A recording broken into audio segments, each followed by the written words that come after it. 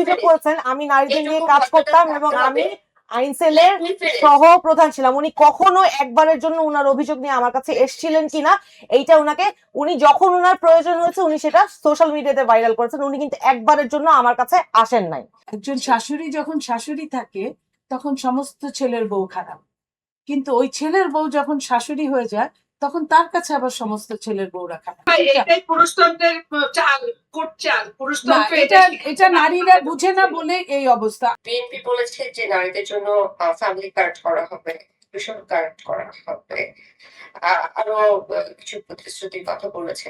কিন্তু আমি জানতে চাই আমাদের দেশে যেভাবে হচ্ছে নারীর সংখ্যা যেভাবে বেশি, একইভাবে একক নারীর সংখ্যা অনেক বেশি। অনেক নারী হচ্ছে ডিভোর্সি, সিঙ্গেল মাদার, তারপরে হচ্ছে মানে বিয়ে হচ্ছে না, এবং হচ্ছে যারা হচ্ছে অটিস্টিক, এই সকল নারীদের জন্য বিএনপি সহ অন্যান্য পলিটিক্যাল দল তার আসলে কি ব্যবস্থা করেছে বা কি চিন্তা করেছে সেটা আমি জানতে চাই। এটা হচ্ছে আমার প্রশ্ন।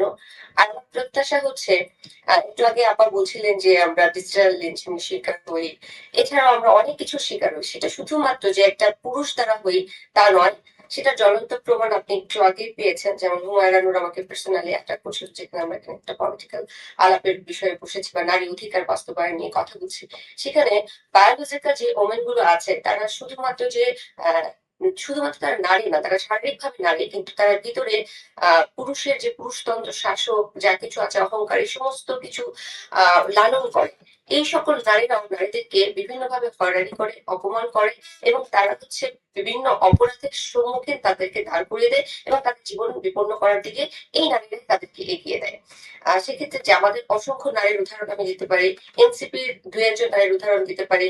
তার মধ্যে হুমায়রা নূর, সামান্তা শারমিন, তাসনিম জারা, এদের আমি ব্যক্তিগতভাবে এদের কাছ থেকে আমি এক্সপেরিয়েন্সড, সেই জন্য আমি একটু ওনাকে একটা প্রশ্ন করতে চাই যে উনি যখন আমার দলে অভিযোগ করেছেন আমি নারীদের নিয়ে কাজ করতাম এবং আমি আইন সেলের সহ প্রধান ছিলাম, উনি কখনো একবারের জন্য উনার অভিযোগ নিয়ে আমার কাছে এসেছিলেন কিনা এইটা উনাকে, উনি যখন উনার প্রয়োজন হয়েছে উনি সেটা সোশ্যাল মিডিয়াতে ভাইরাল করেছেন, উনি কিন্তু একবারের জন্য আমার কাছে আসেন নাই।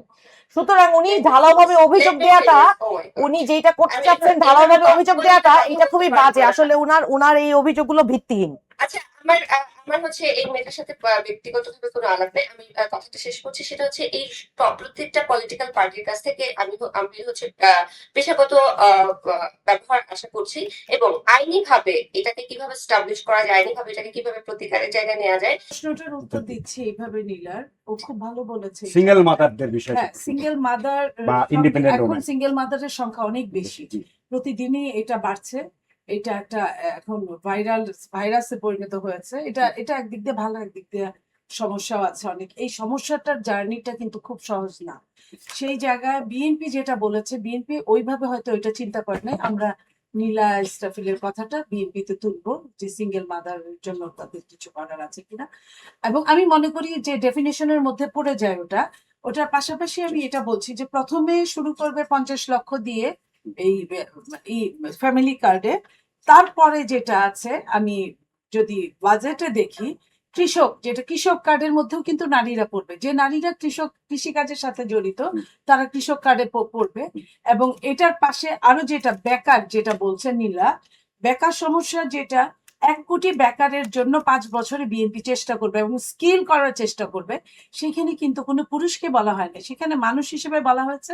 সেখানে যে যেমন যোগ্য, নারীরা যোগ্য থাকলে নারীদেরকে স্কিল করবে বা যেখানে যেখানে দেওয়ার দরকার সেটাই দিবে।